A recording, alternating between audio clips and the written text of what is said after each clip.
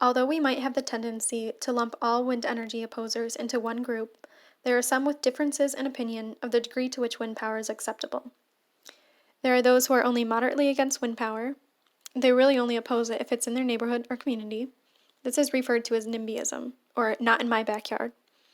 These NIMBYs do not completely oppose wind turbines. They simply just do not want them in their neighborhood. They would prefer the turbines to be out of sight, out of mind. Although still difficult to persuade toward completely supporting wind power, NIMBYs might loosen up on their opposition if their concerns are addressed, which we will discuss later in the presentation. The other group of anti-wind energy is completely against wind power, no matter where it's located. These people believe that the turbines are dangerous and life-threatening. They are hazardous to human and animal health, and they simply do not want to see wind turbines anywhere and will completely oppose the construction of new turbine farms. As talked about in the previous slide, concerned citizens look at the negatives to wind energy. Here are some social and economic trade-offs to these issues. Wind turbines take up lots of land, but the land can be put to use. Wind farms can use their surrounding land to farm crops and raise cattle. Another way to bring in more revenue is with ecotourism. This was an idea made by wind farmers who noticed people who would get out of their cars on the side of highways to take pictures of wind turbines. Companies then created wind turbine tours to bring in more income, educate the public, and keep people safe. Another big complaint from concerned citizens is the sound from the turbines. Wind turbines are generally placed 300 meters or more away from the home. With this chart from General Electric, we can see that 300 meters the sound of the wind turbine heard from your home is about 40 decibels, which is similar to the fridge in one's house. So wind turbines do produce sound, but is equivalent to the sound of a refrigerator at the minimal distance. In the chart, you can also see that an air conditioner is louder than the wind turbine. Many people with wind turbines near them say an air conditioner or fan can block out the noise. Another important trade-off is the cost of wind turbines. The upfront cost of wind turbines is very expensive. For home or farm scale turbines, cost is about $50,000 to $80,000, depending on the number of kilowatts.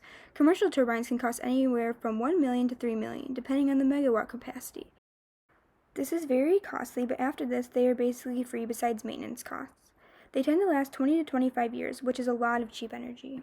On top of social and economic, there are environmental and political trade-offs. Wind energy is also a green energy source that produces zero emissions. This reduces the amount of greenhouse gases into our atmosphere. Over the years, the amount of CO2 avoided being put into our air has increased.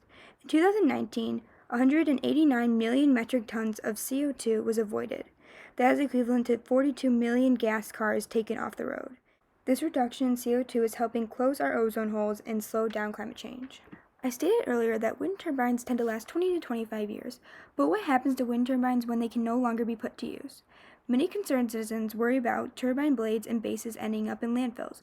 With recent research from a wind turbine manufacturer in Colorado named Vestas, this will no longer be the case. They are working on ways for new uses after their lifetime. Some possible products are railroad ties, decking, pallets, and cargo containers. These practices aren't in use now but should be in the next 15 years. A political trade-off is subsidies. Many anti-wind energy people say wind energy wouldn't work without government funding. According to Marty Lagina, a wind developer at Heritage Sustainable Energy, says this was true around 10 to 12 years ago, but not anymore. In his interview, Wind Energy, So What About Those Subsidies? He talks about how these subsidies funded engineers to build more efficient and profitable turbines. He states subsidy drove that technology. With the subsidies, wind energy levelized cost went down 67% from 2009 to 2017. This now lowers the cost that engineers need to build wind energy. For policy, there are two main policies that help with wind energy. These are both seen in the number one wind state, Texas. It is the number one wind state partially because of its size, but also because of its legislation. The subsidies the wind companies receive from the government is one way wind turbines can be usable. As stated in the last slide, these subsidies may not need to be as costly due to the improvements in wind turbine efficiency. Texas also has a bill called Competitive Renewable Energy Zones. This policy only allows building of wind turbines in locations where wind speed is fast enough. These both restrict the build of feasible wind turbines. So, how can we help these concerned citizens? Education of facts is key to separating fact from fiction. One way to educate is through advertisements and by having wind developers and environmental groups speak at local community centers, especially in communities that have proposed and developed wind turbine farms. Another way to separate fact from fiction is by conducting numerous, non-biased, third-party studies on the health, economic, and environmental effects of wind turbines. We also need to make sure that we involve wind energy opposition groups in key decision-making for wind farms in their communities. Consulting with them will help them to feel a sense of control and feeling like their concerns are heard and considered. Involving local influencers can also be a huge persuasion for anti-wind opposers. An example of this is the case of the Cape Wind offshore wind development project around 20 years ago. Many millionaires and celebrities lived in the nearby Hyannisport and Osterville towns, one of which was TV personality Walter Cronkite. He was a NIMBY that passionately opposed the Cape Wind project and even agreed to be put in advertisements advocating against allowing the project's development. When Cronkite finally sat down and had a conversation with the Cape Wind developer, he changed his mind and said that he was no longer opposed to the project. He asked that the local anti-wind group stop using the advertisements with him in it. Although the Cape Wind project was never developed due to the pushback from the opposition, Cronkite had a huge impact as a local influencer. Another way to address their concerns is to incentivize the local community and negotiate with money.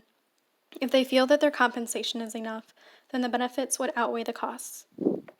Lastly, and possibly most importantly, if you are a wind developer, be very open and communicate clearly with the local community. If you hide anything related to a wind development project, it could be detrimental to the public acceptability. Renewable energy, such as wind turbines, are important to saving the planet, but it is also important to recognize and address the concerns of these citizens. And here are references. Thank you for watching.